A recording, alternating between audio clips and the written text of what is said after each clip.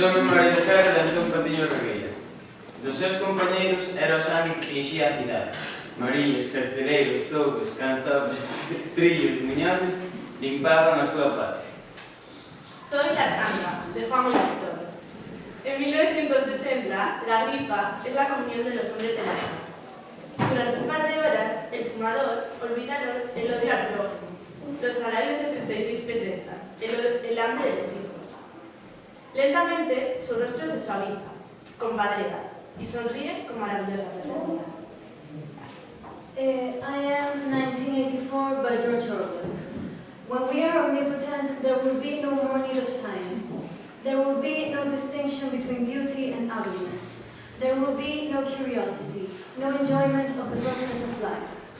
But always, remember this, Winston, always there will be the intoxication of power, the sensation of trampling on an enemy who is helpless. If you want a picture of the future, imagine a boot, stamping on a human face, forever. Aire negro de Agustín Fernández Paz. É certo que ha escrito unha terapia liberadora, como tantas veces eu teño dito aos meus pacientes, relatar aquí os sucesos que, por máis que intento, non podo botar fora de min, servirá para liberarme deste medo e destas obsesións. Soy Madame Bovary de Gustave Flaubert. Los hombres al menos son libres. Pueden recorrer todas sus pasiones y países, atravesar todos sus obstáculos y gustar los placeres más lejanos. Pero a una mujer esto le está continuamente vedado. I'm the voice of Striped Pajamas by John Wayne. What exactly was the difference he wanted to himself?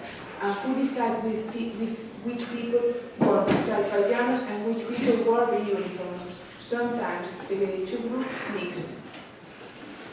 Ciudades de papel de John Wayne. Miraba hacia abajo y pensaba que yo era de papel. Yo era la persona débil y plegable, no los demás. Y esa es la cuestión. A la gente le encanta la idea de una chica de papel. Siempre le ha encantado. Y lo peor es que a mí me encantaba también.